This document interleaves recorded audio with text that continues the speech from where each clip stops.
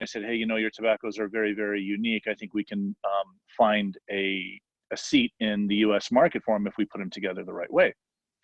So fast forward to what you said about we are not industry standard. We actually have two slogans. One is we are not industry standard, and then the other one is kind of like is our slogan, deep in flavor, deep in your mind. And I think that really speaks more to what the brand is and encompasses as a whole, because of the specific tobaccos that I like to select. You get flavors obviously in the aroma of the flavors and on the palate, but also it begins to become a little more how do you say, like a little more subliminal, you know, like a little more in the back of your mind, because you know your olfactory plays about, you know, 50% plus in the whole taste experience of when you're smoking cigars. So really the flavors and the sensations, both physical and mentally, that you're that are registering when you don't even know it. And that's kind of like going on in your, you know, in your mind, what's going on.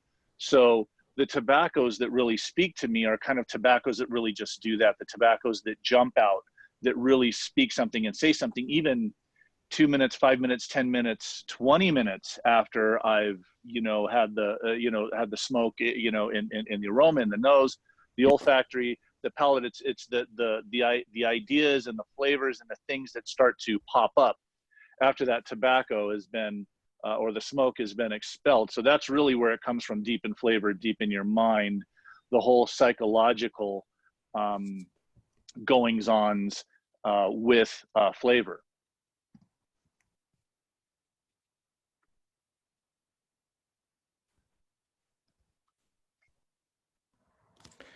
And like, how did your passion and enthusiasm for aroma and flavor in particular evolve? Where did that come from? Did you have any former experience as like a chef, or did you enjoy cooking and these aromas and flavors, like in wine, for example, in particular, or Yeah. spirits?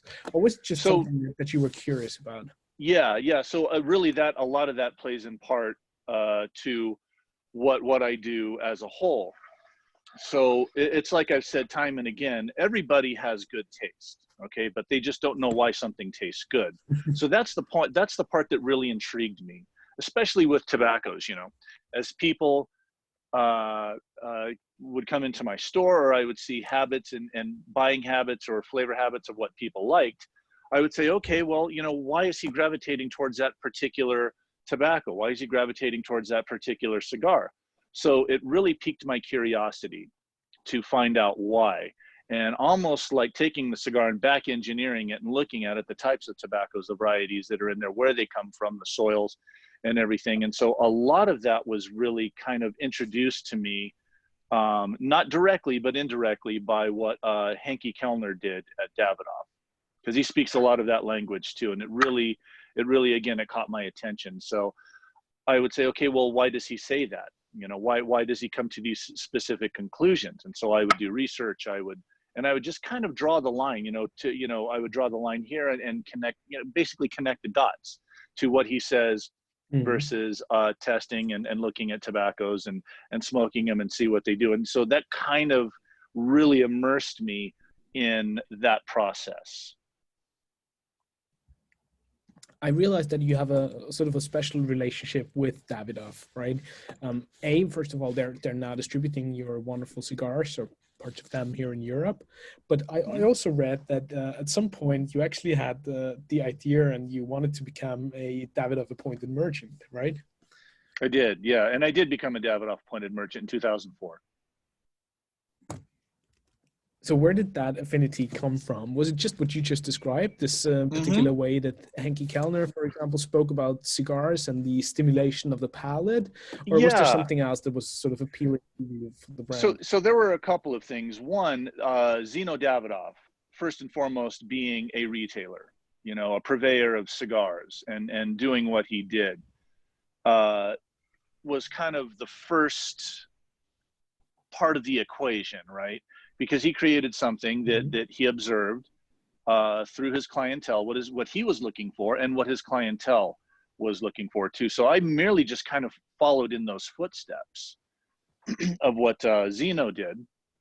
And then, you know, that being on the front end with retail, and then on the back end, really kind of learning as how, in the way that Zeno learned through people, you know, like he learned through Henke, I learned through people like Arsenio Ramos, Jacinto at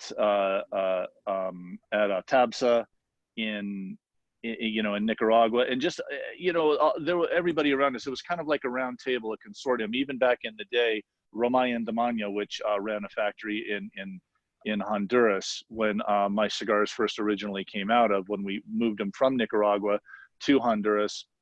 By and large, most of my cigars are back in Nicaragua now, with the exception of Epernay, but we can get to that later. Anyway, so it would just be this big round table discussion, and the Cubans, you know, Romay was a brilliant mechanic. I mean, he knew how to put together cigars really well. He was from Cuba, but he also had a degree in mechanical engineering.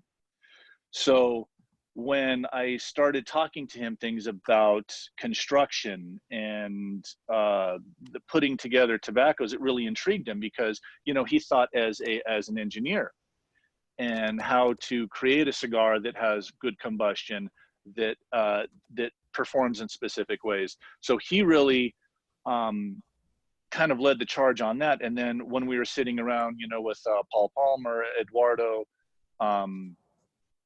and Romay and Arsenio Ramos, this roundtable discussion, you know, they back then, Eduardo's tobaccos, the Cubans really liked the Criollo tobaccos. Now, the Criollo tobaccos were from a little lower in the regions of Nicaragua, but they were very rich, very bold, very strong tobaccos. And these are kind of what the Cubans gravitated towards in Nicaragua.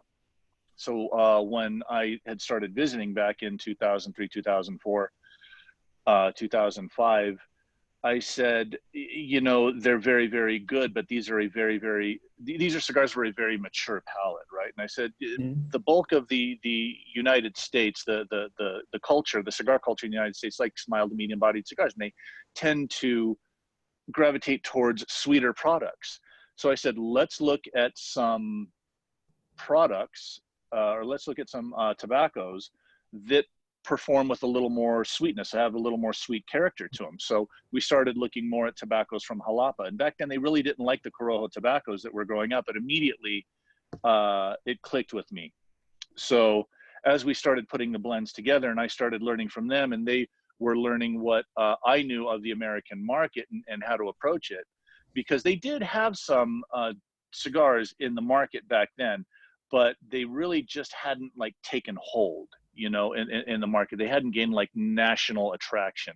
So I said, let's put together a cigar that will have national attraction. Let's use sweeter tobaccos. And then what I did was I brought this big manual with me, and it was basically this manual that I got from the Davidoff trip I took to Nicaragua. And it was like this really big manual.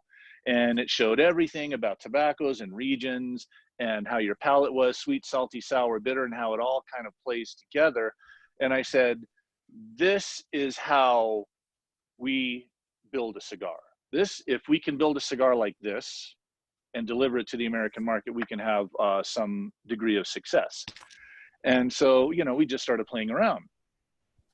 And then it took a little while, but after that happened,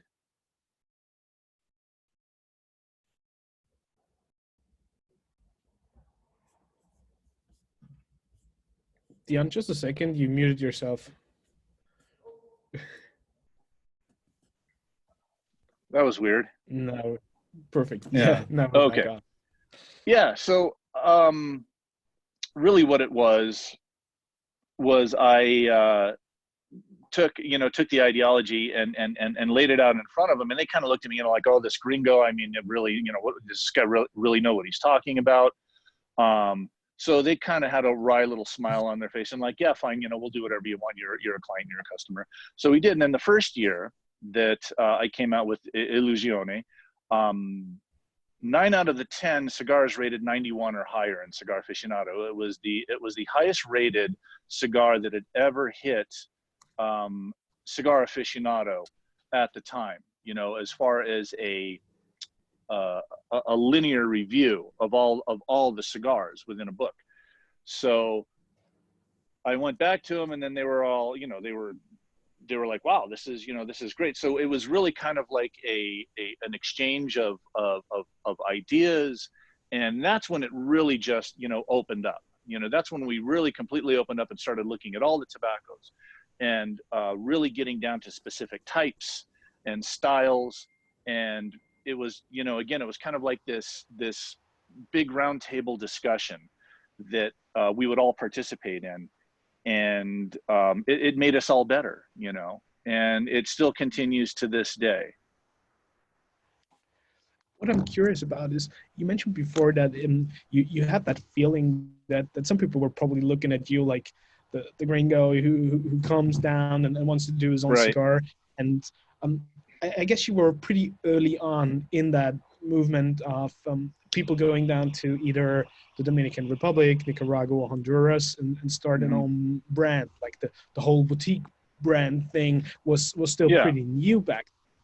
Right now, there's probably plenty more people coming down to one of these countries and wanting to start their own cigar brand. But was that ever an issue for you, or did you have that feeling? No, it really wasn't an issue because I was pretty much focused on what I wanted to do. You know, I was focused on a specific ideology of what I wanted tobacco to taste like, how I wanted it to perform, and what I wanted, you know, the reactions that I wanted from the end user, from the cigar enthusiast. So that was really my focus. I was never looking over my shoulder. I was never worried about anybody coming into the industry. I was just focused on what I was doing and what I knew to be true in my heart and my gut instinct to bring a product to the United States that I felt would have the best chance of success.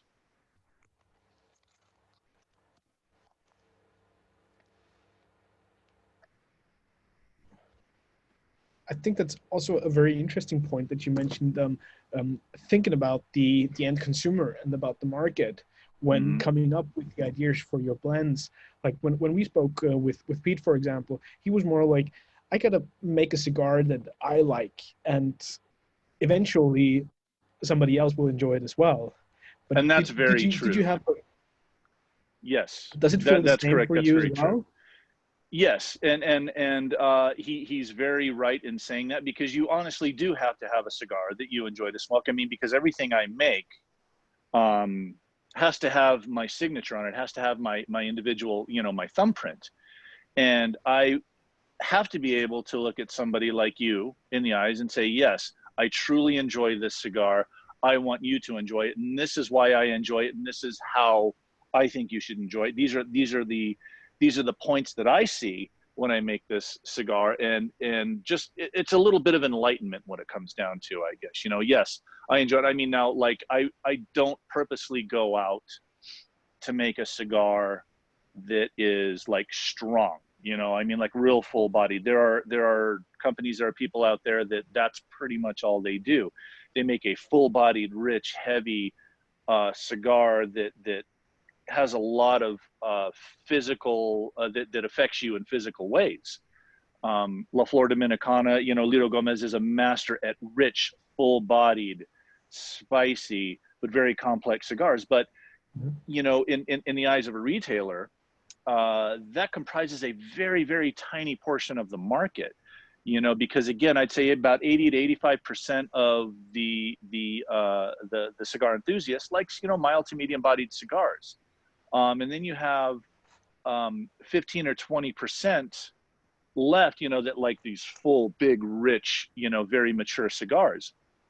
So it's very, very hard to go after that type of market purposely and find success in it when there are people. Now, it's not to say that you can't, but when there are people out there like Lito Gomez, when there are people out there like, say, Skip Martin from Roma Craft, and, you know, I can go down the list of, you know, about a couple, 3, 4, 5 others that make these rich, full-bodied, mature, very, very heavy cigars, they have found a home in the market for it. And that's really not my style. I mean, I can enjoy them. I can appreciate them for what they are. I can definitely smoke them.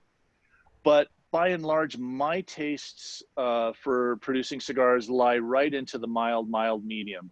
I would like to say that, you know, when we talk about cigars, there is a big misconception, and you know, I've been saying this for 20 years. There's a misconception of strength and body. You know, people mistake strength for full-bodied cigars. Strength to me means lots of nicotine. Full-bodied means rich, complex, big, beautiful, like a bouquet of you know, many different flowers. So it was my intention to take these milder tobaccos, which really weren't all that popular in Nicaragua, because Nicaraguan tobaccos tended to be very full-bodied, and people use Nicaraguan tobaccos to add that strength, add that you know, that punch. So I went down primings and looked at these different tobaccos, and really gravitated to the lower priming tobaccos, which fell in the category of mild to medium in strength, but full and rich in flavor, very dynamic, very, how do you want to say, you know, very complex tobaccos, because you can get complexity out of mild-bodied cigars. It's a much harder process to put together a mild to medium-bodied cigar that has a lot of flavor and depth and complexity.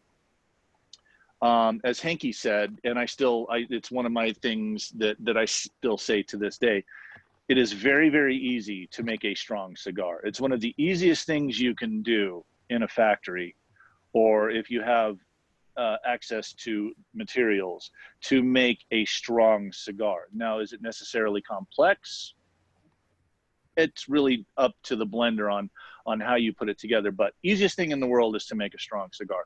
Yeah. It, however, is very difficult to make a mild-bodied cigar with lots of complexity, lots of finesse, lots of delicate intricacies that can, you know, excite your palate, excite your olfactory, and then also dive deep into your mind and give you all of those subliminal thoughts and flavors. And that's really what I still try to do to this day.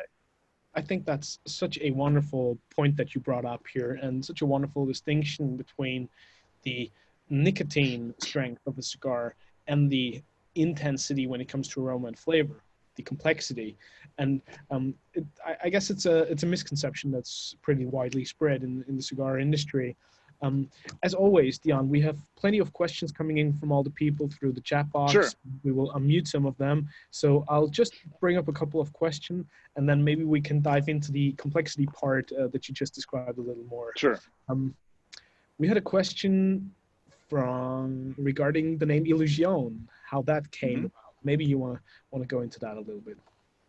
Sure. So the name Illusione came about by, well, okay, so how do I make it? I wanted to make a cigar and a name and a brand identity that was kind of really outside of what was going on in the industry. You know, again, being who I am, where I came from, it's not my identity to put on a Panama hat and a Guayabara shirt and stand out in the field, you know, looking at tobacco,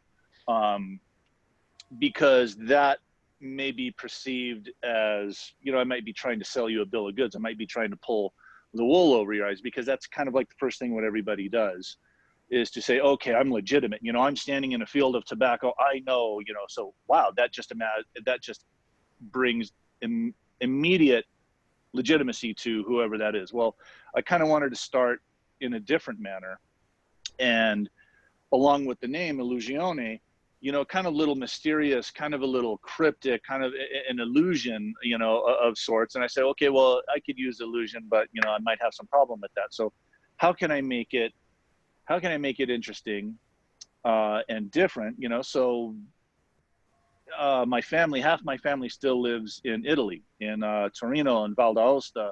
My grandfather was from a little village in Italy, in northern Italy, called Cigliano. And so the Mediterranean word, you know, France, Italy, Spain, like that for illusion was illusione. So that kind of stuck, and that's how I kind of used it, you know, because I wanted something that sounded, you know, kind of cryptic, but also, you know, maybe for lack of better words, a little European. Is that also an approach that you would think of when you assemble the cigars and when you blend? Yes. If you have that little Yes. European twist with everything that you Yeah. do? Yeah, and that's how I came out with, you know, Epernay, because really that was the first cigar where I didn't use any Ligero in the blend at the time. And it was really made to, in my opinion, what was the European palate. You know, very mild to medium bodied cigar, has lots of subtle flavors and aromas that would remind people in Europe and various countries of cigars that they are used to smoking over there, you know, either Cubans or Davidoffs or whatever, because back then that's all, anything that people smoked. There were two cigars in Europe, in my opinion, that were very, very popular that took off. One was all Cubans, and then the other one were Davidoffs, you know, or Davidoff products. So in my mind, I said, okay, well, how can I approach that type of palate and clientele and still remain within what I like to do, you know, with the focus of what I do. And so that's how I came up with Epernay. Perfect. Ian, you had a question, please.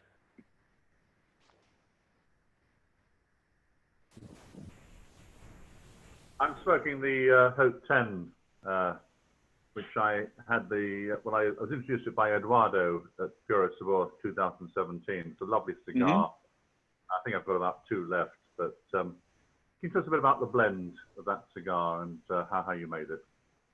Sure. So that blend is almost kind of like, if you will, a Bordeaux Superior, you know, so it primarily focuses on one tobacco from one farm. You know, it's probably about anywhere from 65–75% of the entire filler, maybe even more in different sizes, comprises one tobacco, one priming of a specific farm. Now, when I put tobaccos together, when I put blends together, what I really do is I smoke through bales. You know, I smoke through primings, bales, fields, lots, farms, everything, and I find one tobacco that is very, very interesting to me. Mostly when you smoke individual components, raw materials, they can have 1, maybe 2 flavors of distinction, 3 or whatever. But there are some tobaccos, there are some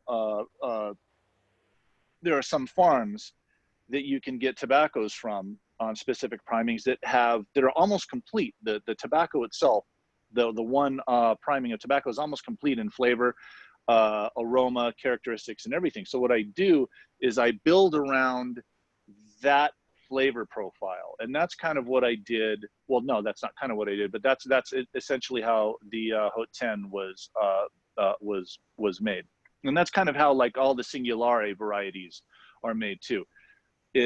Well, I take that back. That's really kind of how all my cigars are made. So each cigar in my book of brands is really built around one specific tobacco, you know, and the other tobaccos that go into it kind of enhance the flavor profile without muting it, you know. So I really want to feature the internal characteristics of that one leaf and not cover it up, not get tobaccos that, you know, might butt heads with or cover it up or be too dominant. So, and that's really where the blending process comes about. We have a wonderful follow-up question on that from Ray. Ray, it's always a pleasure to have you joining us. Hi, Dion. Hello. I'm a big fan of the one-off cigars from yours, especially the plus 53. Yes. And my question is there any type of specific tobacco which you don't like and you're definitely not going to use in any of your cigars? So, you know, I always surprise myself with that, right? Because for years, I would say, you know, I don't like Habano, you know, Habano Ecuador, because whether you use it as a binder or a wrapper, it always had a characteristic that was too dominant. It was too oily. It just covered up everything that was inside the blend. So a couple 3 years ago when, you know, Arsenio Ramos was still around, when he was still alive before he got sick.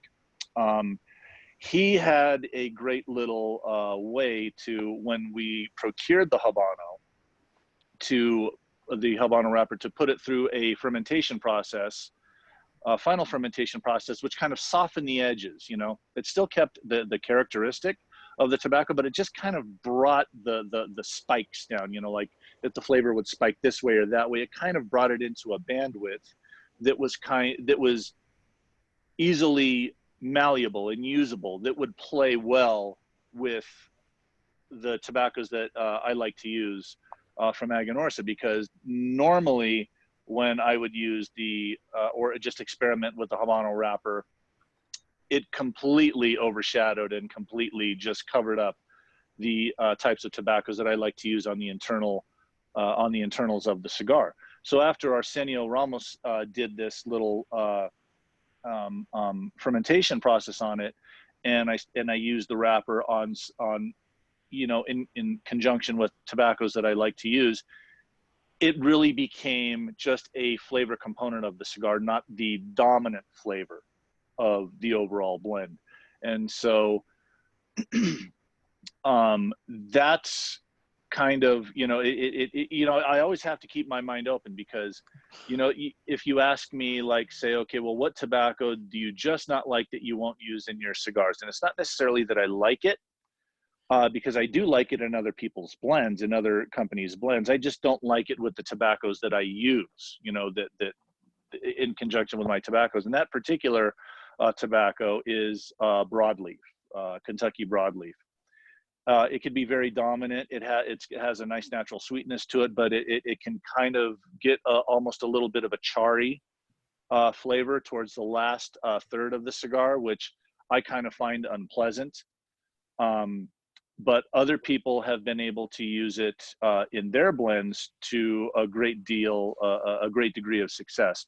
I just really haven't found the way to use it yet. It's not to say that I never will, but I kind of stay away from it. But now a guy like Nicholas Melillo is intimately has intimate knowledge of broadleaf tobacco. We grew up around it. So he knows how to use that broadleaf tobacco to its greatest intent. I love his blends that he makes. You know, whether when he was at Drew Estate, or whether or now when he's making, you know, his Tabernacle or things like that. Pete does amazing things. Pete Johnson does amazing things with broadleaf relative to the tobaccos that he likes to select. So just kind of haven't found that equation with me to bring broadleaf to the table and introduce it to the tobaccos over here that I like to use. You know, there's still a little bit of tugging and pushing and pulling going on there. So how do you go about finding that next specific tobacco that you would like to use for one of the upcoming blends? Because you mentioned for you it's like the centerpiece, and then you work everything around it. So so how do I go about doing it, or what? Or how do you select like the next one that you would like to use? Or do you have like this idea of these are the leaves that I really want to cover with my blends, and then you start working around that? Yeah, so it's really not a concept, right? I don't lead with a concept and an idea first. It's to me, the tobacco has a language. It has a specific language, and you have to be able to know how to interpret it. You have to be able to know how to speak the language of tobacco. And once you start doing it, the tobacco will tell you everything you need to know, right? And so that just comes down to smoking bale after bale, you know, reviewing pilones as they're going through the fermentation process, when they're about 55, 65, 70% through the fermentation process, smoking those tobaccos through that fermentation process and listening to what they have to say to you and saying, they're very good here, but I can see that they're going to be here, you know, in another 6 months or a year or whatever like that. So it's really just gets down to, you know, the individual components. And so really what I do when I'm at the factory, I'm usually at the factory about every, I'd say like 6 to 8 weeks, right? Now times are different. Quite honestly, I don't know when I'm going to be able to get back to the factory. But what I do is every morning, and I got a little example here of what I do. I have, I just go through the tobaccos, you know, relatively of the day. Some days we'll say, okay, there's some tobaccos that are coming out of pre-industria that we need to go review for blends that are already being made in the, you know, on the Galera floor. There are also tobaccos that come from fermentation that we need to plan for and need to set aside. So it's always validating and constantly checking the tobacco through these different stages, right? Now, sometimes you'll come across very unique and very different tobaccos, you know, because as you know, crop years are different. With every crop year, the flavor can, you know, in a particular tobacco can change, you know, whether, you know, with the rain, the soil composition, the amount of sun that it gets, whether it's grown in the beginning of the growing season, whether it's grown late in the growing season, that all changes. So if you go to a specific farm and they say like there's 8 lots, 1, 2, 3, 4, 5, 6, 7, 8. Well, I might be pulling this particular tobacco from lot 1, lot 4, and lot 7. Well, the next harvest, lot 1 and lot 4 may not work because it doesn't have the particular flavor, or it doesn't hit the specific points that I'm looking for. So I have to look at other lots in there that have those characteristics. And I say, okay, well, in this particular harvest, I need to use lot 3 and I need to use lot 5. So that is really where consistency comes from. And if you don't have control over the tobaccos, or you don't have access to put your hands on tobacco at any given time, you cannot control the blend. The situation, or you know, the arena that I'm in, it's a very unique situation in that Eduardo basically gives me carte blanche to look at and to do whatever I need to do in the factory, whether it's raw materials or whether it's through the fabrication process in the Galera floor, to make sure that the tobaccos that are coming into the salon, the rolling room, are proper, and that they should be, you know, and that they're being used correctly, that they're being placed in the bunches correctly. And so it's always a constant learning process, and you're always blending. Okay, so it's just because you have one cigar and one blend, you know, doesn't mean it's going to be the same if you use those same tobaccos for the next year, because, like, you know, as I said before, things change. You know, it's Mother Nature. You're dictated by Mother Nature as to what you can do. So having direct access to tobaccos, you know, that are being grown by Eduardo, that we can put together in his factory, gives me a tremendous amount of control in what I do, rather than going out and having to buy from this grower, buy from this grower over here, buy from that one, in order to achieve the same goal.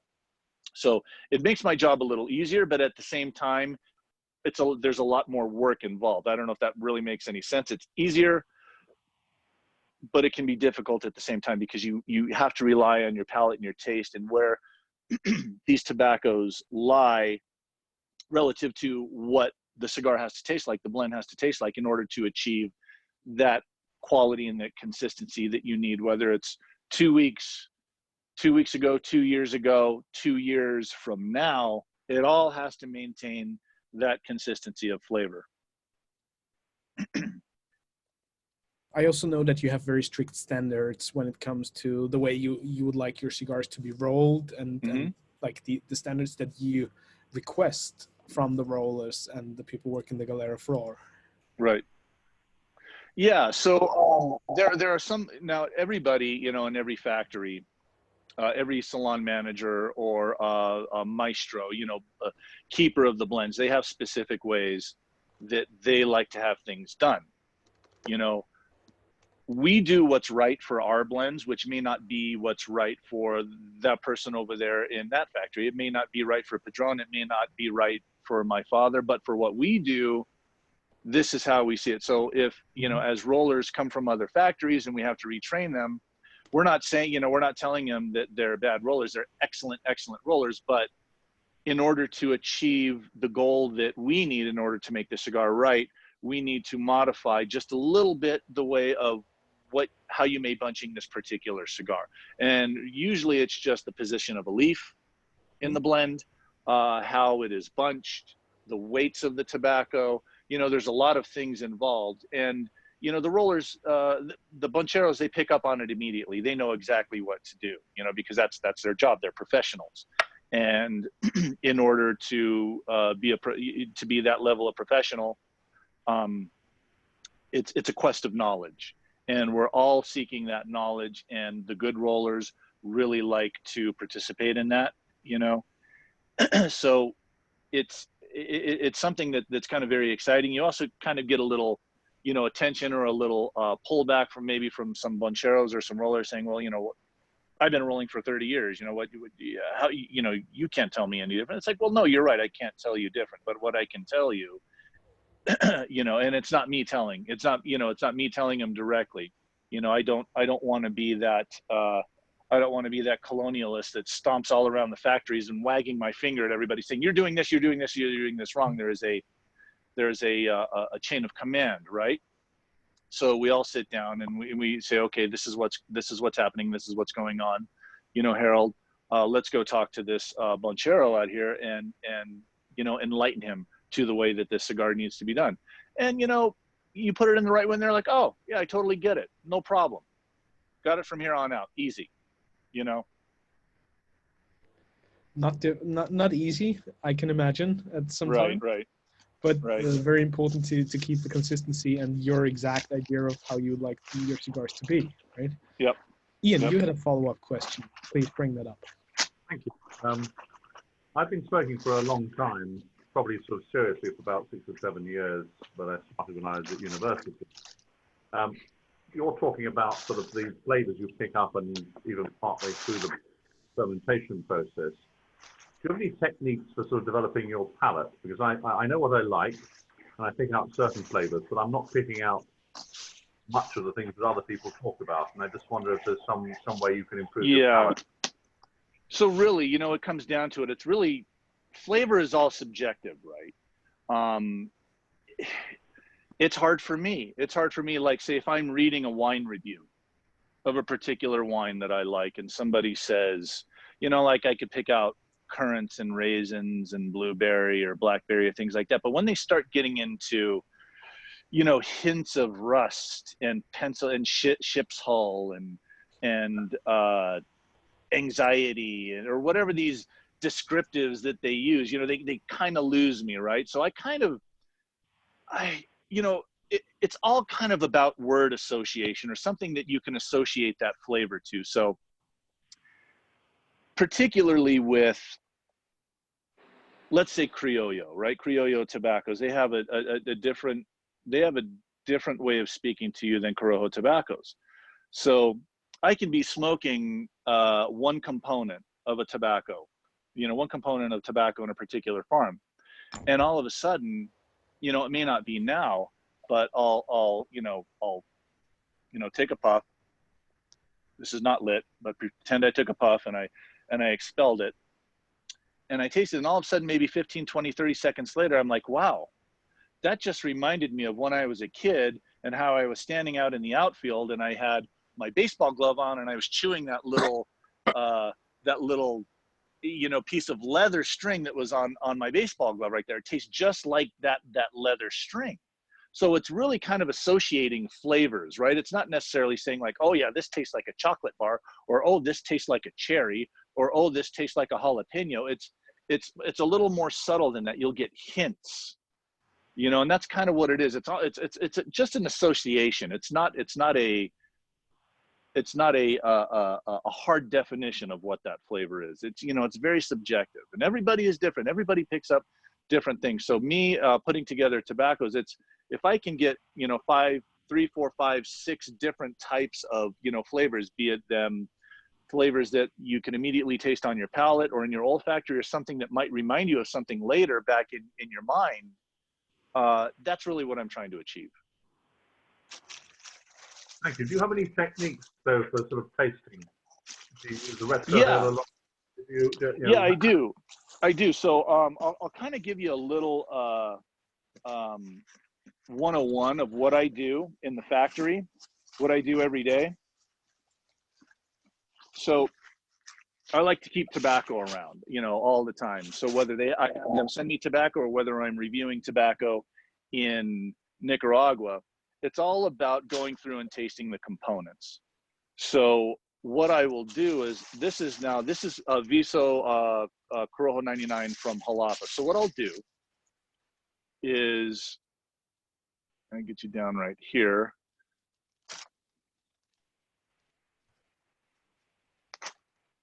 Take my ring off. So, you know, there's like a little process that I kind of go through. So here's the tobacco right here. And usually what I do is I'll look for, you know, clean tobaccos. You know, this is very, very nice, clean, beautiful tobacco. And it can't have too much, for lack of a better word, it can't have too much ammonia, you know, the aromas of ammonia, because ammonia kind of gets in the way of the delicacies and the subtleties of the flavor. So what I do is I'll, you know, put my nose right in it, you know, and it almost smells like, you know, a cross between like when you open like a box of raisins, or like when you walk into an old library, you know, that old rich smelling leather, you know, that's kind of surrounding you, and almost like that musky, like it's nothing I could really describe right now. I mean, I could, but it's an aroma when you walk into an old library that's unlike, you know, nothing. Especially it has a lot of, you know, old library, old books. You know, you guys have way more of those in Europe than we do here. So how I've trained myself is, you know, I will take, you know, specific tobaccos, and each tobacco has to have a specific flavor or a characteristic that I look for. So now this is tobacco that I use in probably about 65% of all my blends, in varying degrees, in varying percentages. So as I review them, you know, I'll lay out a couple pieces here. And what I do is I just kind of put together like a little tabaqueño, you know, so I'll roll a piece like this, put it together.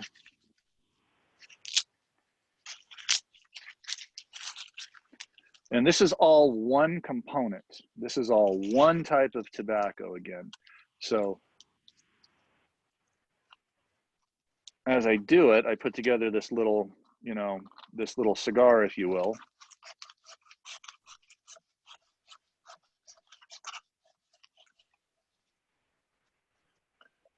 My scissors. And clip it off, and I just make myself a little cigar there. So this is kind of like training for me, right? And it's much like putting a recipe together in the kitchen. You can have 3, 4, 5 things to make a dish. You know, your spices, you have your main ingredient, which this would be the main ingredient. You know, this would kind of like be, I don't know, the main ingredient of the dish. But then you have all the spices that go into it. You know, if you use too much pepper, use too much salt, use too much coriander, whatever it is, you know, it can kind of, it could kind of get away from you, you know, the blend. So, you know, taking the cigar and lighting it and just listening to what it has to tell me.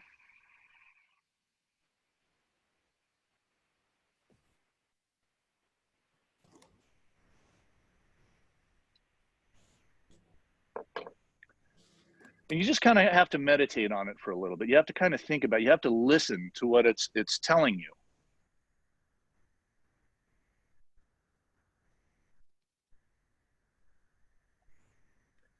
So I get this really nice sweetness on the palate.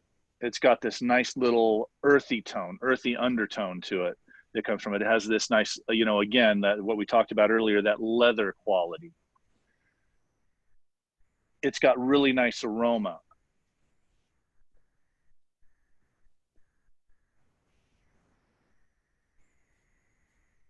There's no aggressiveness at all.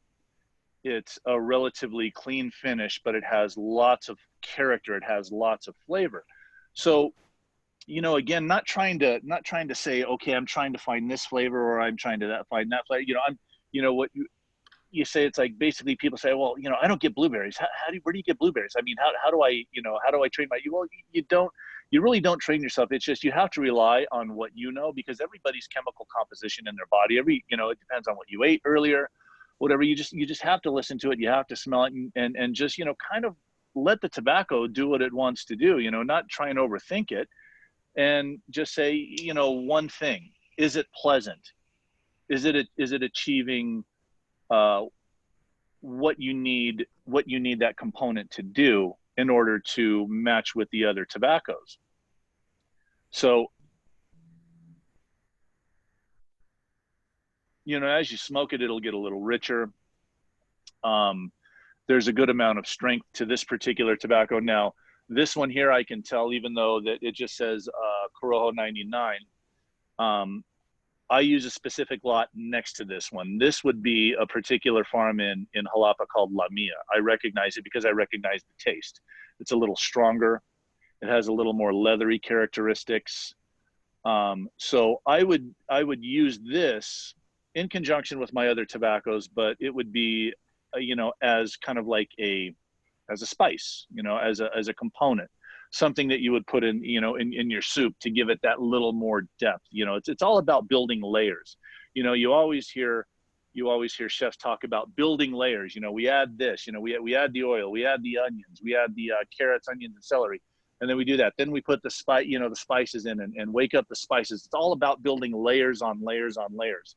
So, you know, this is a layer that can be used successfully in my blend, but if it is used too much, then what it would do is it would overshadow some of the subtleties that I would be looking for to achieve what needs to be the whole entire blend.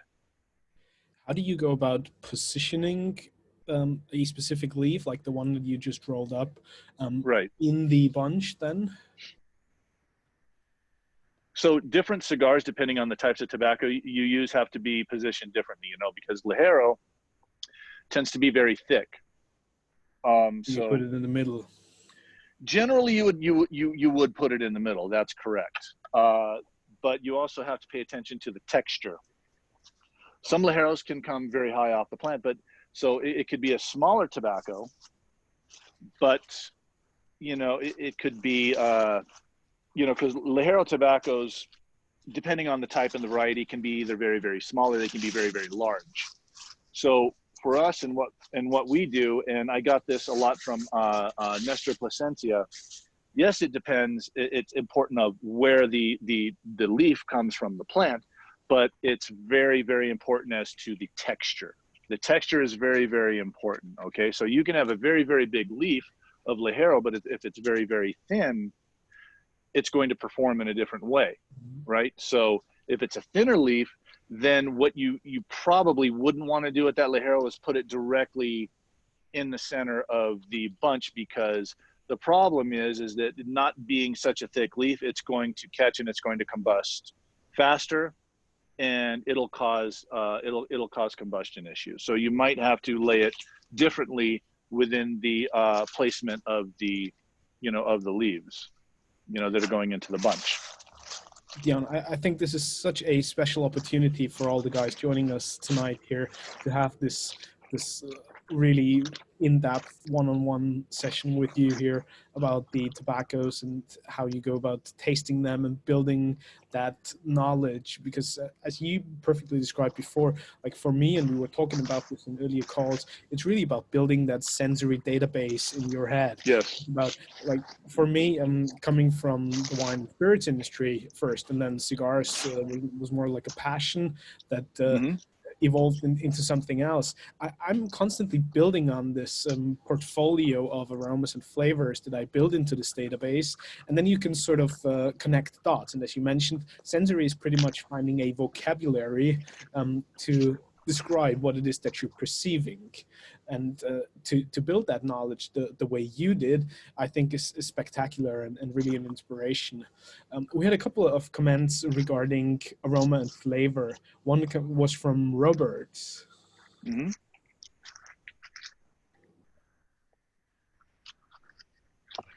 Hey, Dion, how you doing? Good. Good. I'm smoking a CG4 Maduro, and Yes. this was a cigar that actually, first of all, changed my opinions on Maduro forever. I love them now, and I got chocolate caramel from it, and it's like that's it. I finally understood what people meant by flavors. And then the funny thing that happened was I started playing around with it, and the longer a draw I would take, the longer I hold it in my mouth, it got more and more chocolatey as I held it longer, which I thought was amazing. But then Sure. a quick funny story. I took the band off and I put it down. When I went to reach for the band, it rolled away from me. I put my hand there again, it rolled away again.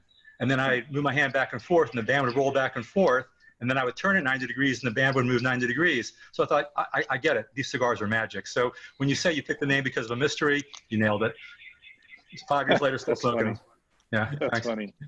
Are you smoking a cigar or something else? Well, that's what I wanted to ask. You know, are there hallucinogens in the cigar? I think what happened is I was petting my cat, and I think I had static electricity in my hand, and that's why the band was rolling. But that was just a great experience. It's like, this is more than smoke a cigar. This is like an hour of an entertainment. It was great. Yeah, that's you. funny. That's Thanks. hilarious. I like that. We also had a comment from Kaplowitz.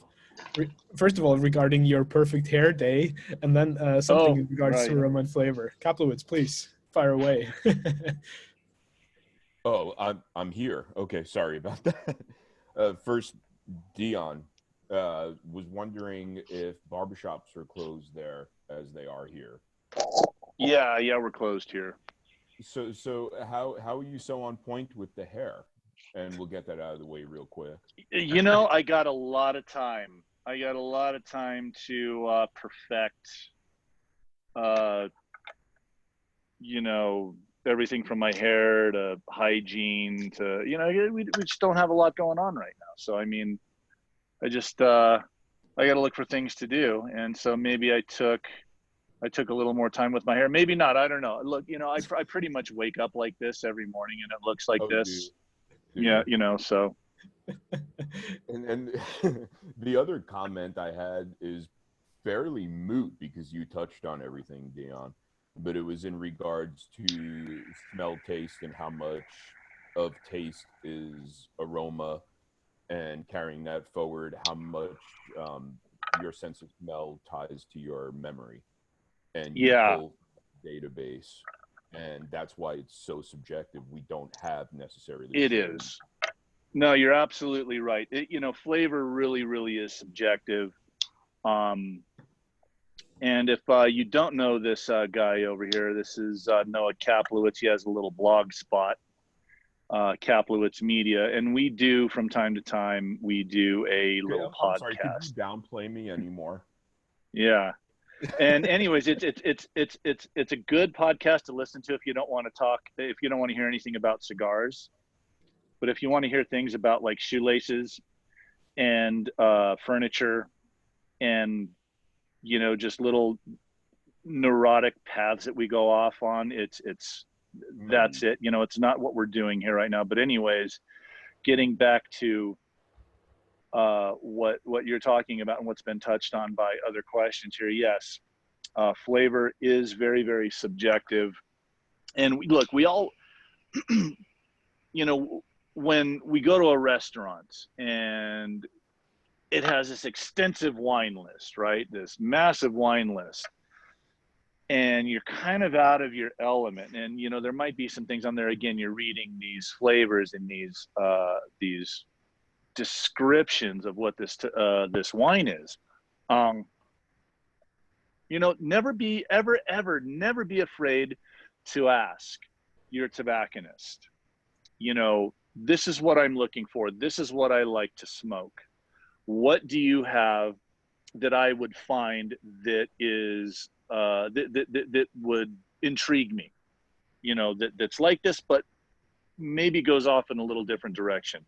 And so that's why I think it's very, very important that wherever you go, you find a tobacconist that it's like he's like a butcher, right? You know, your tobacconist is like a butcher. You go to the butcher store you butcher shop and you want a good piece of meat or a good cut of meat, you may not necessarily see something out there. Or he says, hold on, wait a second, I got something for you.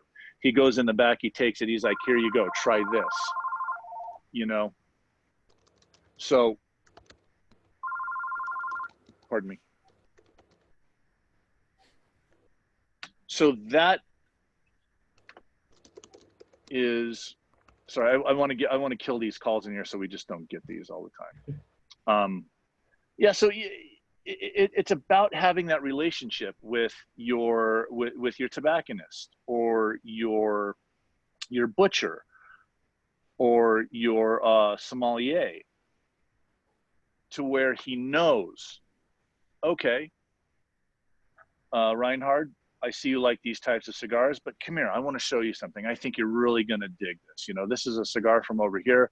And then you get a little bit of the backstory and where it comes from. And now you're like, okay, yeah, because, you know, we're all kind of creatures of habit, right? We kind of get into our own thing and we go in and we grab 2 or 3 of what we like. And then, you know, and we sit wherever we enjoy them, whether it's in a lounge, on the back in the patio, or by a nice lake or whatever, and we enjoy them. But we become creatures of habit. So it's important to listen to somebody that has, you know, a good broad-based knowledge, and it's not just they're trying to pick your pocket. You know, you don't want to go into a store and you know, the first thing that you don't want to hear out of somebody's mouth is, okay, you're looking for a cigar. Well, how much do you have to spend today? Well, you know, you've already lost me, right? Because again, as you know, with wines, you can find very, very good wines for about the $10 to $15 range that perform at or above the price point. You can find very, very good wines that are $25, $30 a bottle that perform, you know, as $50, $60, $70 bottles of wine.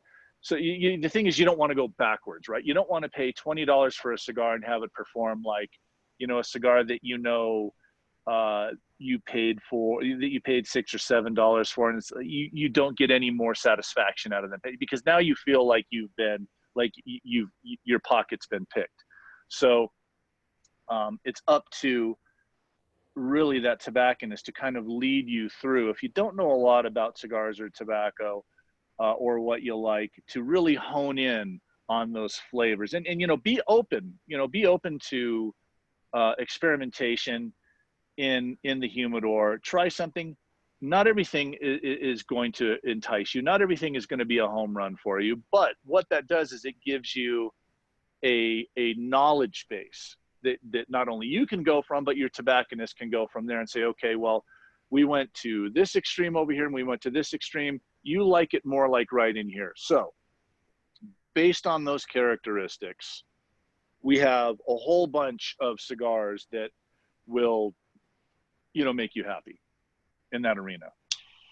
Dion, would you say that your experience as a retailer really changed the way you behave as a cigar manufacturer and having your own brand? Yes and no. There's definitely influence there, right? I mean, being a retailer, you kind of have like you have your ear to the ground, right? You see the trends and what people are doing. What people are kind of gravitating towards. And mostly it's just curiosity. It's, you know, this industry is kind of driven on the newest, the latest, the greatest, the what's new, the limited editions, you know, the stories or whatever. And so that kind of intrigues us. That's why we go in, hey, do you have this cigar? Well, yeah, you know, I do. It's right here.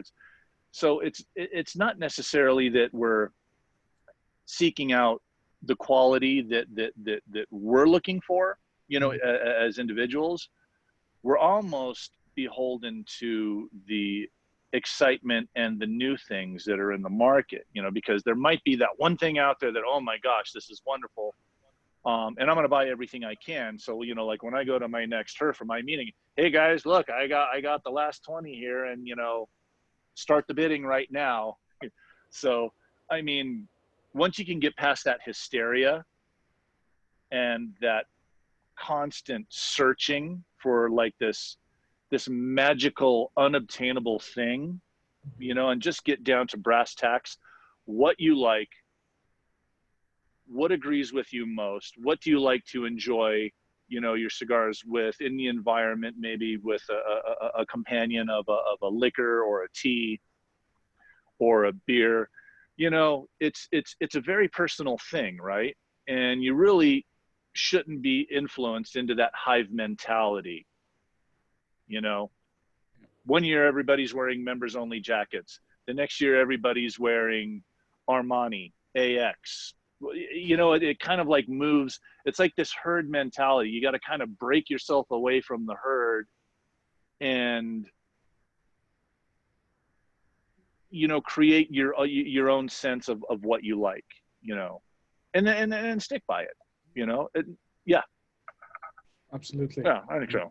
I also just wanted to ask you guys, please feel free to put the podcast link into the chat box so people can check it out. And maybe we have some guys who are interested. Caploids, please feel free to put it in the chat. I also say just one thing. I can't. I'm trying to bite my tongue, but I'll say quickly. I think I'm going to ask if I could say it, then just move into saying I know how I operate. But I think that we overlook when we discuss the flavors we like. Let's say to a tobacconist, when you go into a tobacco shop looking for a new cigar to your liking, I think instead of going there with these specific, almost metaphoric taste notes of wet fence post, of chocolate shavings, I think it's better and cleaner and a little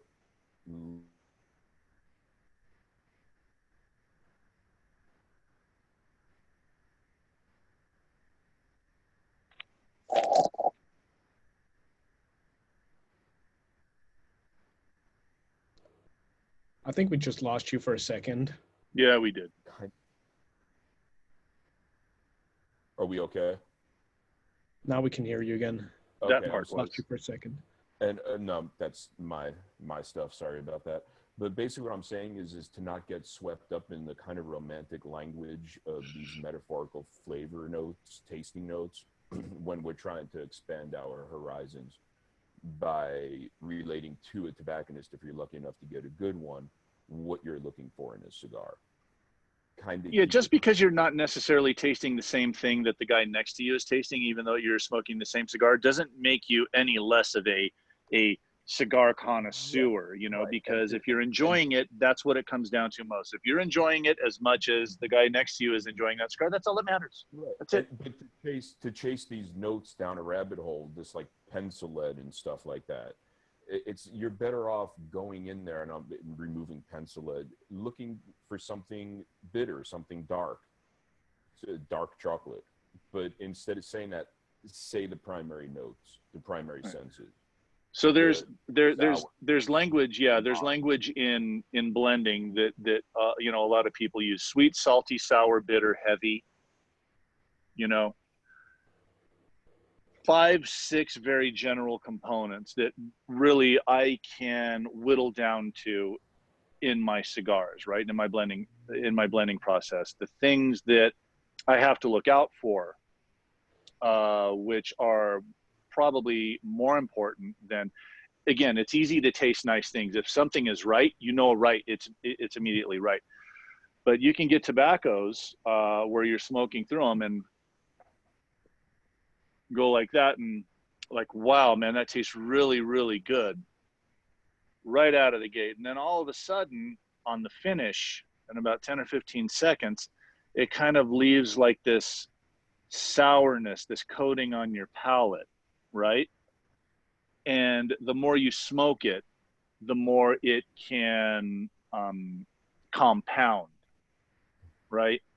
So there are certain tobaccos that you really have to listen to and notice it, because it may be good, you know, right out of the gate, but if you keep doing this and smoking it in the context of the blend, that flavor tends to be a little more prominent. Then it comes out a little more. Then it weighs down your palate. Then it coats your palate. And then by the time when you get down to the last part of it, that's really all you're tasting, you know? So it's kind of like, it's almost like a Trojan horse, you know? It's almost like, dare I say, in these words, you know, like a virus. You know, your computer is working okay, it's a little buggy, Now it's getting a little slower. Now you can't open up this file. Now you lose your internet connection. Now you get the blue screen of death. You know, it's kind of like the way viruses worked back in the day, you know? So tobacco can do the same thing. And so you really have to be aware of those tobaccos that will sneak in and do that. Andre, my friend from Gothenburg, he had a couple of questions. Please bring him up, Andre. Yes. So good evening or good afternoon. Hello, Andre. Hello. Would you say that the European palate have changed since you released the Epinay? So I don't think necessarily the European palate has changed. I think that the European palate has always been a very refined palate, and it's been a very, it's kind of like a well-worn shoe, a nice tailored shoe, right? You can wear that shoe for 30 years and you don't have any problems with it if it's fit correctly to your foot. I think the European market, if anything, has gotten more curious as to, you know, what you would call, you know, like the new world cigars that are out there right now, whether it's Tatuai, Illusione, Alec Bradley, Padron, anything like that, because, you know, we're all interested, right? Because it's, you hear somebody talking about it on a blog or, you know, in a situation like this, and you're like, well, now I want to try it. You know, now I want to see what everybody's talking about. So I think that the European palate is still a very mature palate, but it's not their grandfather's palate, right? Yeah. It's not your father's palate or your grandfather's palate. If, say, he smoked cigars, okay? Because, you know, when we kind of get to a certain age, we've talked about it again, we kind of get into a routine, right? But, you know, the younger we are and the new things that are coming up, we want to try new things. You know, we want to see what's it, we want to compare it to what we're smoking right now to see if it really holds up, or to see if our friends are actually know what the heck they're talking about. And, you know, a lot of the times we're surprised. And I think that it's a really, really neat thing that for so many years that cigars like mine or anything in Central America, or, you know, maybe Dominican Republic hasn't maybe reached the attention or gotten the legs or the popularity in Europe that they should have or could have in the past. I think, you know, generations, you know, your generation such as yourself are open, you know. Yeah. I want to try something different. I don't want to smoke my grandfather's cigar. They're very good cigars, but I'm looking for something, you know, more. You're not necessarily looking for something better. You're just looking for something different. And I think that's really what's woken up the cigar culture, I think, as a whole in Europe. You know, the younger generation, people, you know, such as yourself, willing to try something new, willing to try something that's unique, that, you know, where Nicaragua has a very unique characteristic to the flavor. And I think it speaks to you. I know you touched on working with other types of tobaccos before, but is there a specific country that you haven't worked with before that you would like to try to make a blend with?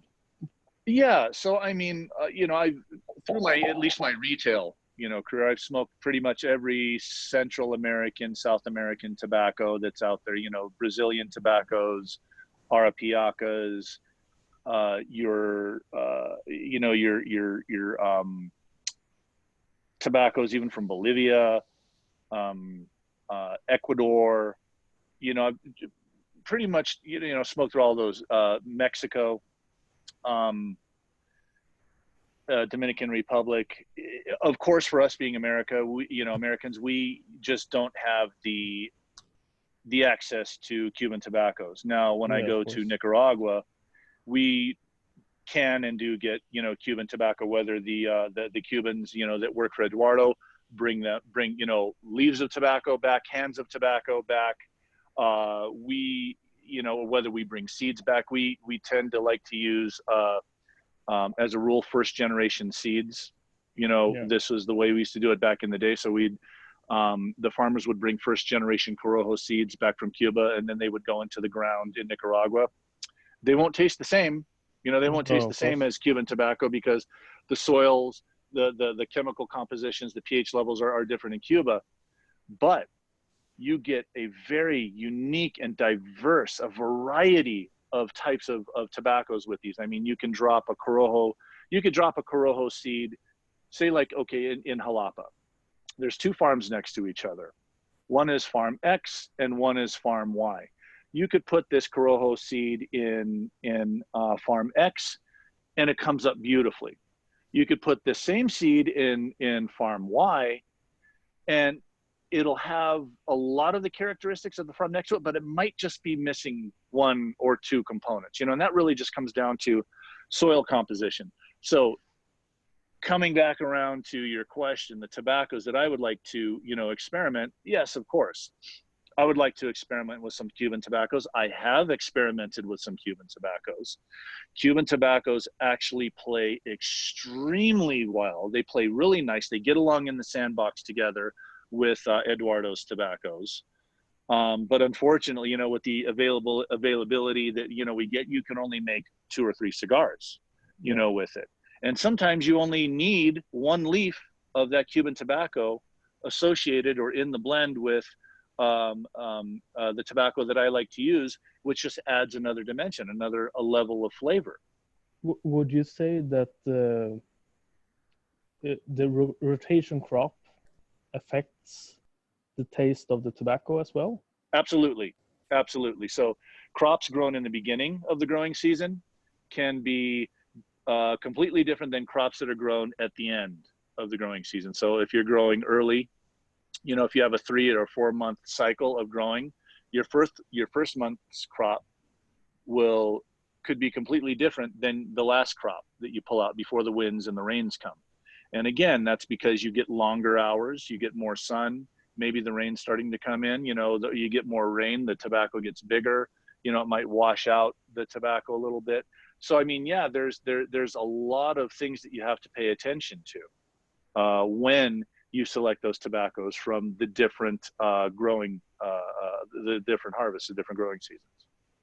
Yeah, thanks. Yeah, you're welcome. Steve, always a pleasure to have you on the call. You had a couple of comments as well. Please feel free to bring them up. Hi there, Dion. Hi, Steve. One of the comments that I just made is I quite like Turkish tobaccos. Have you ever played around with Turkish tobacco? Yeah, so Turkish tobaccos were generally used in 2 things, at least in my experience. One is in cigarettes, and 2 is in pipe tobacco. And it generally, it's about the curing process that they put those tobaccos. You know, they're different types of tobaccos. They're different varieties of tobaccos. Not necessarily maybe a component that I would use in a cigar. It might be unique to try it, but you know, it's maybe something that may not work. Now, there are companies out there that I've known that use Perique. Now, Perique is a very specific type of tobacco that comes out of Louisiana in the United States. It's primarily used for pipe tobacco. But there is a company out there, maybe more than one, that just use a tiny little bit of the Perique in there to add a different definition. So Turkish tobacco may work in a cigar, but again, it's using it in the right context and in the right percentage, the right amount. But it's nothing that like, I don't think personally I've ever wanted to seek out and try. Okay, thank you. You're welcome. And then Ian had another question. Can you say a bit about tobaccos and how they develop with age? I mean, I found I've had some cigars which didn't taste great to start with, and then I came back to them a year later and all of a sudden it's a completely transformed cigar. Is that your experience as well? Yes. So, and it really depends on the fermentation process and how long that tobacco has gone through the fermentation process. It's been my experience with Cuban cigars that the fermentation process is, I wouldn't say it's a little more expeditious, but it's a little of a younger type of tobacco than what I would personally use. So what that would mean is that it's up to you as the cigar enthusiast to let that lay down in the box and let it age out to the point to where you get it to where you enjoy it. You know, it may take a year, it may take 3 years, it may take 5 years, it may take 10 years, you know. The way we ferment our tobaccos, we ferment them to the point to where they are optimum and ready to smoke right when they come out of the aging room, the drying room. Now, it's not to say that they're not going to get better with age, because my cigars personally are built to age to have like this 8 to 10 year window of where they will mature and where they will really just, you know, become something, you know, other than maybe what they were when they came off the table. I personally like cigars that of the flavor closer to the table where they came off, because that's how I associate it with. But then, you know, when I pick up a cigar that has age on it, I'm like, wow, there are so many different characteristics in here that I thought, you know, than I wouldn't have imagined, you know, having smoked that cigar 3, 4, 6, 7, 8, 10 years afterwards. So no, you're very, you know, you're very right in the fact that, you know, when you do get cigars, you know, kind of sit on them until where you like them, because some cigars may come in a little wet depending on the season that they're being rolled. If you like them a little on the drier side, which I would probably recommend, I like them, you know, particularly aged cigars, you know, like them like right around 65%, 65% humidity.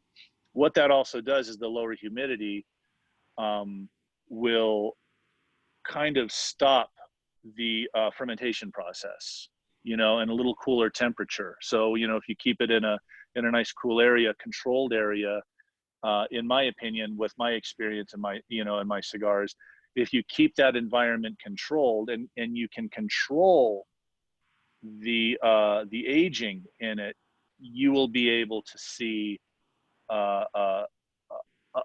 different results. I mean, and you know, you can put a cigar, put a lot of humidity in it. It smokes completely different. Put a cigar in your car in a travel door and let it heat up, you know, for 10 days or a couple of weeks or whatever. That tobacco will ferment, but it'll ferment at a much more rapid pace, and it'll be completely different than what it was 2 weeks ago had you not done that. So yeah, tobacco has a life, you know, it lives. And, you know, it's up to us when we find something where we like that tobacco to smoke to almost preserve it in that state. You know what I mean? In order to enjoy it for a longer period of time. Thank you. We had some feedback from Reinhard in Dubai. Always a pleasure to have you on. Reinhard, please. Thank you. Away. Thank you. Thank you. Dion, how are you? Good, here good. From the Leaf Master. I may follow you on Twitter. I'm not too sure. On Twitter, or you mean on Instagram? I'm not sure. Maybe Twitter. No. Not me. Are you on Twitter? Okay. No. I shouldn't be on Twitter because I'll get myself in trouble. I mean, but anyways. First of all, a great pleasure as always, and I'm bummed that my partner Abdul is not here with us, because it all started about 2.5 years ago when he read an article about your cigars and he became obsessed, and we kept on working very hard till we got your cigars most recently in Dubai. Not a lot of people knew about the cigars, obviously, and it was interesting telling them about them and having them smoke them. And what had started as a very slow pace is now so rapidly and so beautifully, because people are very intrigued by the flavors, and definitely have a feeling that there's some uniqueness about the way those cigars are made, or the way those cigars are blended, or the approach that there is to how the basically marries within the cigar itself. Um, a lot of them, I mean, the oud is doing very well. Pernay and the 3 different vitolas that we have are doing very well. Ultra 9, 33, a lot of those are doing super well. Oh, good. And yeah. And it has become something very interesting for people to come back, and the days where they would buy a stick or 2 to try a long gun, and actually in the process of buying boxes and things like that. But with that in mind, what I wanted to do, and it might sound like a bit of a typical question, but being different than the standard, or having your own standard or your own approach per se, is very challenging. It's exactly like a writer that gets a mental block, or what do they call it? A dry, I know exactly what you're talking about. Yeah, you hit a wall. Whatever. You hit a wall, and I'm sure you go through those. And I love the way you roll your own cigars. Obviously, this helps you blend things together. But how do you go about that when you hit one of these walls, if you ever hit one of these walls? Yeah. It happens. It happens more often than you think. So usually what we do, and usually when we hit the wall, is late in the day. So if I'm putting something new together that intrigues me, I have a specific tobacco that I've found that I want to build around, and it's just not coming together. Things just kind of aren't happening. It's not progressing the way you would. You can sit there till late hours in the night and just pound it out, but that's probably the worst thing you can do when you're putting something together like that. Sometimes what you need to do is just set it down and walk away and say, and my usual response is, okay, let's look at it tomorrow. Okay, let's just set it down. Let's look at it tomorrow. We're beating ourselves up. We've smoked a lot of tobacco today. We may not be tasting the things that we need to taste, that we're recognizing, that we should be recognizing, because, your palate, your tongue is like a muscle. Correct. And, when you work out, your muscles get sore, and then you're done. You got weak legs, or, so you have to give your muscle a rest, your tongue, your palate, your taste buds a rest. The other part of that is, and it can come in the most, odd ways. You can be in the shower, after the long day, and going, man, it's a brutal day, reviewing the tobaccos and sitting down, putting it together. And then all of a sudden you get in bed, you turn the light out, and then right before you go to sleep, you're like, oh, wait a minute, let's just switch the binder. Let's go find another binder. Let's go find a binder that either might have a little more influence, or that might be a little more neutral in flavor, and use it. So the next morning I'll show up, I'll say, Harold, let's go back into the staging room, and let's look at some binders. So we'll smoke through 2, 3, 4, 5, 6 different binders, and Pacas, and say, you know what, let's use this binder right here. Put it on, boom, the blend comes together immediately. So sometimes the most obvious things, they're in front of you all the time. It's just you're too tired to see it. Okay. And now the uniqueness of your approach, or the individuality of the way you blend your tobacco, does that mean that a potential of a collab, or a potential of you working with somebody else, is out of the door, or you're just waiting for the right person, the right moment, and the right crop? Yeah, I mean, I think collaborations are neat. I think it keeps everybody engaged. I mean, it certainly keeps us engaged as people who are involved with tobacco, because we all there's a certain group that I like to surround myself with, that it's a free exchange of information, right? And so one of the guys that I really, really like to bounce ideas off and talk about tobacco with, I mean, there's many people that I do, but one is Ernesto Carrillo. Anytime I get together with Ernesto Carrillo, that's all we talk about tobacco all the time. It's, we talk about farms, and we talk about this over here and that over there. And then he gives me something that he's working on, and I give him something that I'm working on. And, another guy that is very, very knowledgeable, and he's a wealth of knowledge just because of where he came from, is Nicholas Malillo from Drew Estate. Yeah. He has a level of knowledge with so many different tobaccos that I'm not familiar with, you know, because he was the procurer and he bought a lot of tobaccos for Drew Estate back then. So again, he bought a lot of those really, you know, interesting tobaccos from, you know, from Kentucky, from Connecticut, from South America, the Matafina, the Arapiacas. He would buy tobaccos from, you know, maybe down near in Pacific Rim. So he has this incredible broad-based knowledge of tobaccos and how they kind of go together. And it's really, really interesting to talk to a guy like that, because it just kind of opens up your mind. I mean, we're always learning. It's like, again, you know, I'm going to bring up Henke again. You know, Henke, they said, oh, well, you know, somebody said, I think in an interview that, you know, you're a master roller, you're a master tobacco. He's like, no, I'm not. There's no such thing as a master, because I am still learning, even to this day, even though that he's retired. You know, it gets down to, you know, the composition, the soil, the chemical components, the way it's fermented in the barns. I mean, you do one little thing different in the barn, it can drastically change the entire composition of the tobacco. So we're always learning and we're always striving for more knowledge in order to, you know, benefit not what I do, but benefit, you know, for the benefit of what, you know, our circle, you know, our circle of tobacco friends do. Some people like to play it very close to the vest. They don't like to talk about their tobacco or their secrets or what they do, or, you know, things like that. There are very, very secretive, very cryptic operations out there, and that's fine. You know, that's what they do. But when I got into the tobacco business, it was always about the exchange of information, because, you know, when I got into the tobacco business, on the back end of learning how to put together tobaccos when I was in my late 30s, and I'm talking to a man like Arsenio Ramos, which is in his late 60s, early 70s. He would ask me and I would ask him, you know.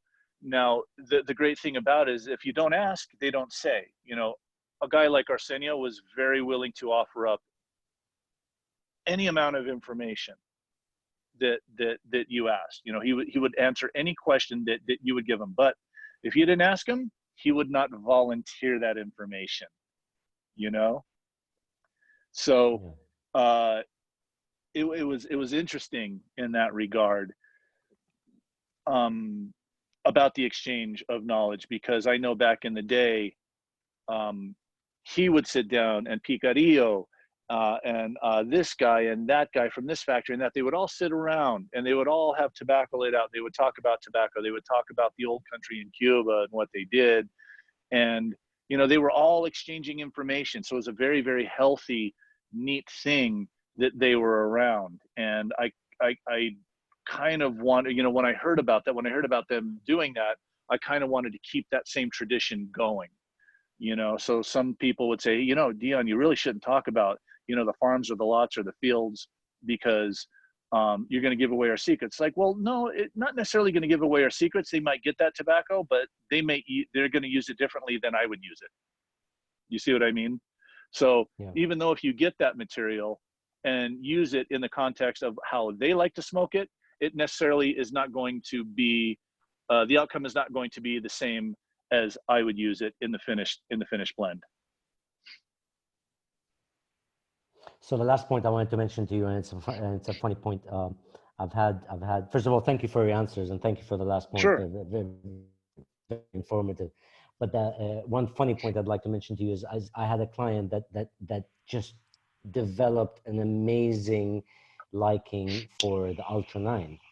And the first time he tried it, is like, so what's this brand? I'm like, you know, it's called boutique brand and things like this. So he goes, he smokes it, and he comes back. He's like, you know what, you might call it boutique. I think it's very too unique to be boutique. So from now on, I'm just going to call it Bonique. You know? And that's what he calls the cigar, actually. He's like, I'm coming from some of that Bonique cigar. So just thought I'd mention that. You know, but thank you very much. I may use that. Yeah. Because that you know, and that's awesome, because I think that really exemplifies what I do to a T. It's unique and it's boutique. You know, so the combination of those two words, Bonique, is I think speaks volumes of sounds very European what I do. Too. Yeah, right. Very That's good. awesome. Thank you. Thank you. Right, and Dion, that's actually a wonderful point, and I would like to ask you, Dion, with a boutique or a boutique approach, when does that end, or like where does it start and where does it end? Like, would you say there is a definite amount of cigars that you can produce to still be considered boutique? Yes, yes. So that brings me back to a very interesting conversation a long time ago. I wouldn't say a long time ago, but in my freshman stages of making cigars, right? I was sitting down with Rocky Patel at an event in Florida, and you know, he was very complimentary. He's like, you know, Dion, I love your cigars. They are, you know, excellent. You know, it's just very, very nice compliments he was giving me. But you know, and he brought up a very good point. He's like, you know, Dion, it's very easy to make something that's unique out of a limited amount of tobaccos. You know, keeping that uniqueness on a large scale is almost a Herculean effort, because say like I find a tobacco that I like to use. In fact, I got a great story for you. This will pretty much sum it up. I have 1,000 cigars coming from the factory, okay? And that's all he could make was 1,000 cigars. There wasn't much for me to do in the factory that day because we were, some rollers were transitioning out of making other sizes for another client, and they were transitioning some rollers into making my cigars, you know. So basically I had all the tobaccos, you know, approved and ready to come in, but there was kind of like this lag. So what I like to do is kind of like what I showed you earlier, just put together little puritos or tabaqueños and smoke them. And so I go back into the sorting room where they had this tobacco, you know, where they had all the tobaccos, you know, the girls were laying them out to sizes and everything. And there was this box of tobacco sitting on the floor over here. There's this box of tobacco, you know, pretty big. It looked like it was a paca that had been unpacked and went into this cardboard box. And it had this piece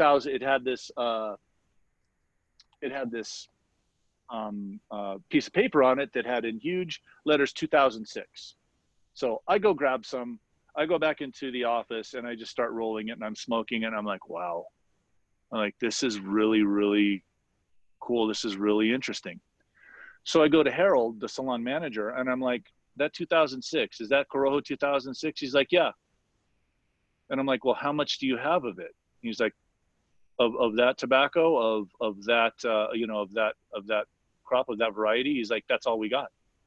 And I'm like, okay, I want you to do something. I said, that's my tobacco right now. I said, first of all, I said, are you using it? He's like, no.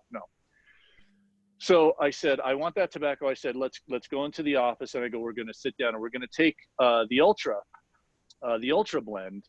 And so I use Viso from San Jose in the Ultra blend, which is one of the components. I said, let's take instead of using the Viso from, Viso San Jose, let's use this 2006 within the context of the blend. He's like, okay. He's like, I just want to let you know, because there are 2 leaves of Ligero that I use in the Ultra. And he's like, that tobacco doesn't necessarily play well with one of the Ligeros that I use. I'm like, okay, fair enough. You know, let's try it. Let's go figure it out. So we sat down, put it together, smoked it. Sure enough, it was brilliant. It was phenomenal. And Harold looks at me and goes, wow. And I'm like, okay, Harold, this is what I want you to do. I said, I want you to make a 6 3/4 by 48, you know, like a Churchill size, which is just what we rolled here on the table. And I want to use all of that tobacco. And I said, what is that, about a paca?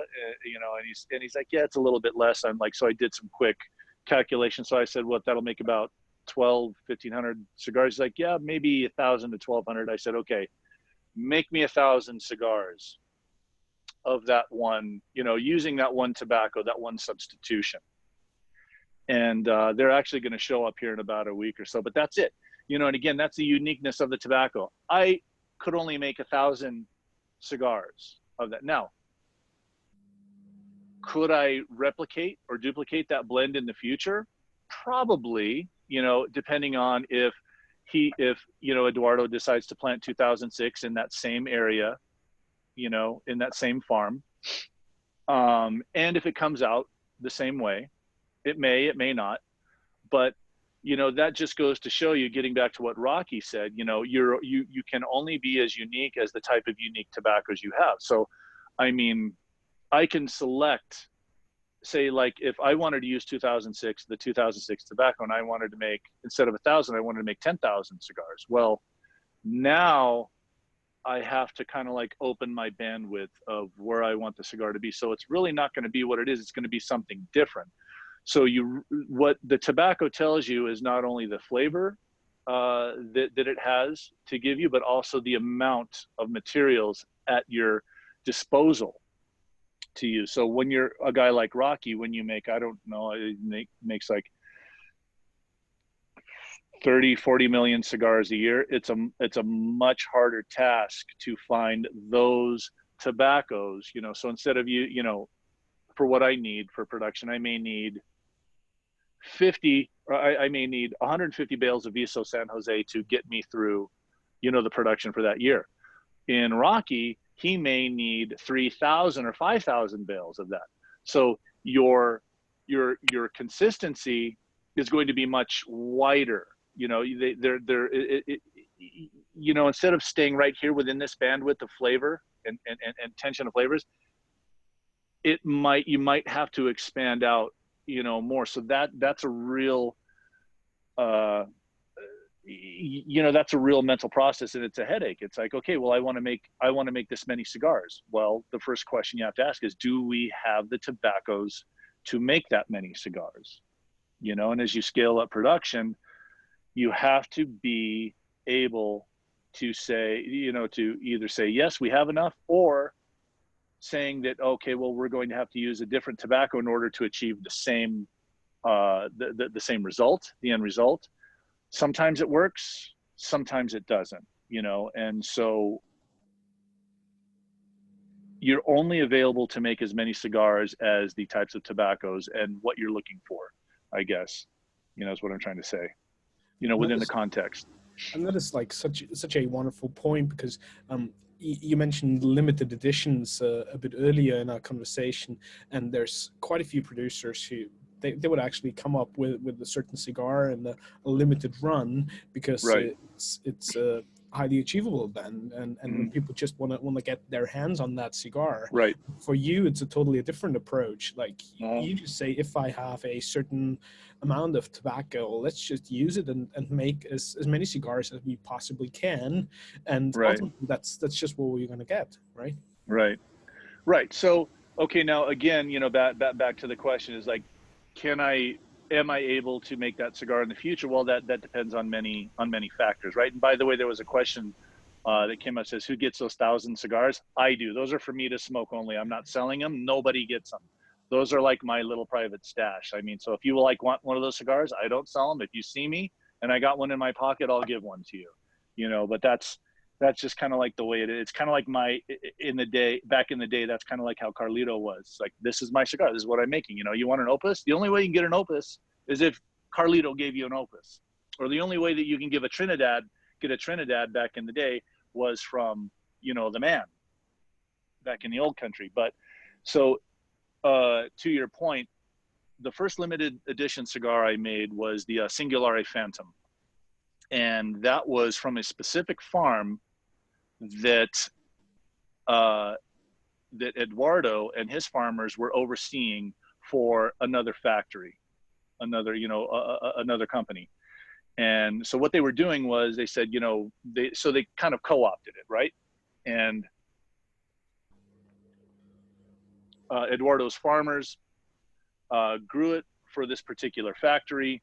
They used a little bit of it, but ultimately they couldn't find a home for it in their blend. It just didn't do what they wanted it to do. But as they were growing it, Arsenio comes in and he says, hey, I got some really, really unique tobaccos, because this company was taking all the upper priming tobaccos. They were taking Viso Ligeros and Ligeros. And so all the secos and lower priming Visos, they didn't want. So Arsenio says, you know, I really think you'd like it. I think it's good tobacco, but you just can't tell anybody, you know, where it's coming from. So I put it together, and I had just a finite amount of tobacco to use to make my Singulare, which was, again, my first limited edition cigar. So as things went on, as this factory or these owners, they kind of like said, okay, you know, Eduardo, we don't want it. It's your field, it's your farm, you know, just go ahead and do what you want. So as that soil matured and as they started working it over the years, I came to the conclusion that the tobacco was actually getting better and got better and was better than the original tobacco that I used 12 years ago. So that's when I went back and I said, okay, we need to make this cigar again, you know, the Phantom, the Illusione Phantom, because I think not only is it the same tobacco as it was back then, but it is better. You know, it's better in quality, it's better in combustion, it's better in flavor, it's better in consistency. And so that's when I re-released the Phantom again in the family of in the Singulare family. We had a couple of questions from Jolly. Please fire away, Jolly. Well, thanks a lot, Reinhard. Dion, I've been lucky enough to be down in Nicaragua about 3 times and twice for Puro Sabor, and have been Eduardo's factory both times I was down there. And it's basically, they do their own blends, of course, but they do lots of OEM blends like your own and for Nick. And it's always curious to me how you go from one blend to another and different types of rolling techniques that you might want to employ that may be different from Nick or some of the other purveyors that use Eduardo's factory. And how do you manage to that? Are you down there when they're rolling yours, or do you have somebody of your own down there? Yeah. So what I usually do is again, I'm down there about every 6 to 8 weeks, and usually I try and time my trips around, number one, first and foremost, when tobacco is coming out of fermentation. You know, sometimes they'll say, okay, yeah, it'll be here on this date. And so this is a good time for you to come down. Sometimes it'll be there. Sometimes they'll say, well, no, it needs another 30 days. Again, there's always something for me to do at the factory. So if it's not looking at individual components, raw materials, smoking, it's maintaining the quality and the consistency of what's coming off the Galera floor. And again, you know, kind of what I showed earlier, it's all about every day going and grabbing all the tobaccos, the raw materials that are being used on the floor, and making sure that they are consistent and in line with what I am looking for. And more importantly, if there's a component that I pull out of the staging area, the staging room, that's not what I'm looking for, we go in, we switch out the materials, we'll smoke different types of tobacco and say, okay, well, this Viso isn't working. Let's use the Viso from these bales here. And we'll switch it out. We'll give the new tobaccos to the Boncheros, and then they go forward from there. But that usually happens in the morning, because the last thing that you want to do is do that at the end of the day when everybody has rolled all their cigars, because, you know, it's like stopping the dominoes, right? If you can stop the dominoes earlier, stop 2 or 3 dominoes from falling, from taking out the 1,000 dominoes in front of it, that's critical. That's key. You know, so we all have to be kind of on the same page as to where those tobaccos need to be when they reach the Galera floor. So that is really unique into what I do, where a lot of people, you know, don't do that, you know, in the factory, because they'll rely on like the leaf guy in the back, or they'll rely on Harold, the manager, or this or that. But, you know, even though that Harold and I have a very good relationship, we're in tune with the types of tobaccos that I need, that I use, and that I, you know, put my stamp of approval on. There's still no better way than to get down there and do it yourself and make sure that it's right, because little tiny little problems can become large problems at the end of the day. You know, I mean, if they say, like, if they want to wrap up production on a specific cigar, and they go in and they say, okay, well, you know, we'll use this binder here, or we'll use this filler here to complete production that we think is compatible or acceptable from the same farm. And I go in and I'm like, it's different. It's completely changed the blend. I mean, it's not uncommon for me to go in and refuse 5,000, 10,000, 20,000, 30,000 cigars, because somebody decided to not ask, or, you know, just made the decision to say, okay, use this. I've got another production question, Dion, and this gets into the blending side. I'm always a little bit confused when I see one particular product blend, and I know that it's coming from a set of tobacco that's only available from certain years or certain farms and what have you. Right. When you go back and reblend one of your more popular cigars that you want to continue to make, how difficult is the reblending process, and what kind of substitutions in your mind do you allow in order to get the same blend to happen? Because we all have the experience of buying one box first when the product first comes out, and then X years and then it tastes later, completely different, box, and it's very, very different. Right.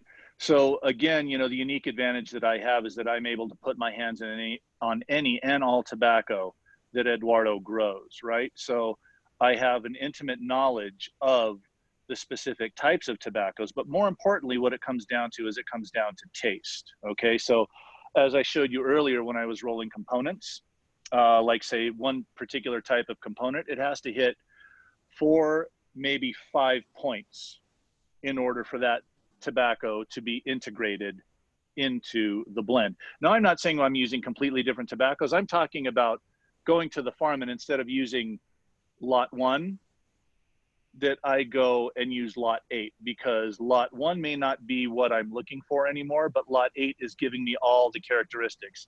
It's bringing, it has sweetness in the olfactory. It has like that unctuousness, and it brings salivation to the palate. It has aroma. It's not tobacco that's been over fermented. It's not, it hasn't been burned. So there are specific things that I look for within the context of the flavor of the specific leaf, that I know that if we use that tobacco in the blend, it's going to work. And then even that, it goes further on. We go back into the office, we sit down, we put that cigar together, we smoke it. We smoke that cigar with the previous production, and we smoke it side by side. And if it's lo mismo, if it's the same, then that's all we can ask for. But if it's different, if it has too much aggression, if it has too much sourness, if it has too much bitterness, well, then we have to go select a different tobacco in order to get back to that flavor or that profile, that consistent quality and that complexity that is in my cigars. I think it's a very, very complicated process, and we appreciate the hard work that goes into it. Thank you so much. I'd recommend to anybody who's on this call, if you haven't been down to the fields, Puro Sabor is actually my favorite of all the cigar festivals, and it's actually pretty inexpensive as trips go. So I'd highly recommend it. It's in January. Thank you so much for your comment, Charlie. Always a pleasure. Dion, speaking of pleasure, like it's been a tremendous 2-hour session, and I can't thank you enough for all the valuable insights, and also for showing us like your little rolling techniques and putting up those little puros for us. So many valuable insights, and it's just fantastic to hear and share all that knowledge that you've gathered over the years. I would like to ask you a final question. With everything that you've been through in this industry, as a retailer, as a cigar manufacturer, running Illusione, where do you see the company going next, or what's installed for you? What's the future holding for Dion and for Illusione? So, you know, we like to grow, I think, and I always hate to use the word because it's kind of been overused. We want to grow at an organic pace, okay? Dictated by the tobacco and how much we have to use, and the places where we can place it, you know, in the retail market.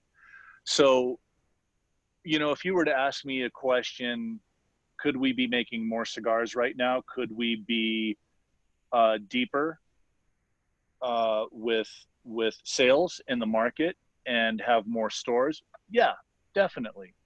But at what cost, you know, at what cost? And that to me is the most important thing, because time and again in my experience being in retail, and seeing cigar companies come and go, you know, companies kind of want to attain the success. And then when they attain the success, then they want to expand upon that success, maybe not having all the materials at hand or the experience or the whatever it takes to bring that company to the next level. So we only grow as fast as we see that we can grow. And again, that comes down to consistency and quality. And, you know, if somebody said that, well, you could be making 10 million cigars right now, I said, yeah, I could be making 10 million cigars right now, or 20 million, or whatever it is. But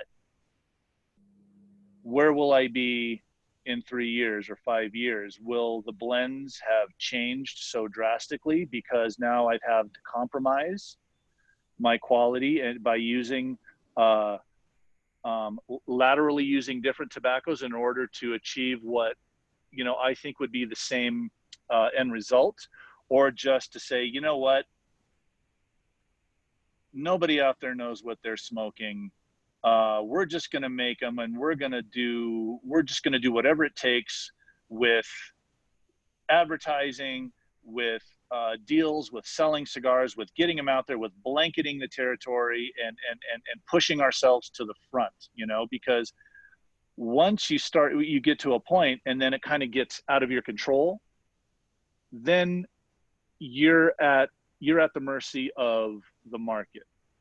And the market can blow by you that fast because they'll move on to something else, because what used to be his favorite cigar, it's different, it's changed. I'm smoking somebody else's now. So if you ask me one thing that keeps me awake at night, it's making sure and maintaining that consistency through all the blends in my book of brands, making sure that they are the same, whether it's 2 weeks ago, 2 years ago, 2 years from now, or 10 years from now. They all and the most successful companies have been able to do that. And that, Dion, speaks an awful lot for you as a person and for you as a professional, and for the quality and consistency that you provide with Illusione. Thank you so much for your wonderful contribution to our beloved industry. And thank you very much for taking the time with us tonight here at the Light 'em Up Lounge. It's been a my pleasure. Session. My pleasure. I would like to let all of you guys know that we have a couple more exciting questions this week. Friday is going to be a special Bovida meetup, and we have a raffle going on with Bovida. You can find all the information in our newsletter, and we will also put it on social media. Please make sure that you join us again on Friday, same time, same station. And Dion, again, what a pleasure to have you. All the very best for you and Illusione, and we'll be in touch soon. Thank you so much, and have a fantastic rest of the day. All the best. Appreciate it. Thanks.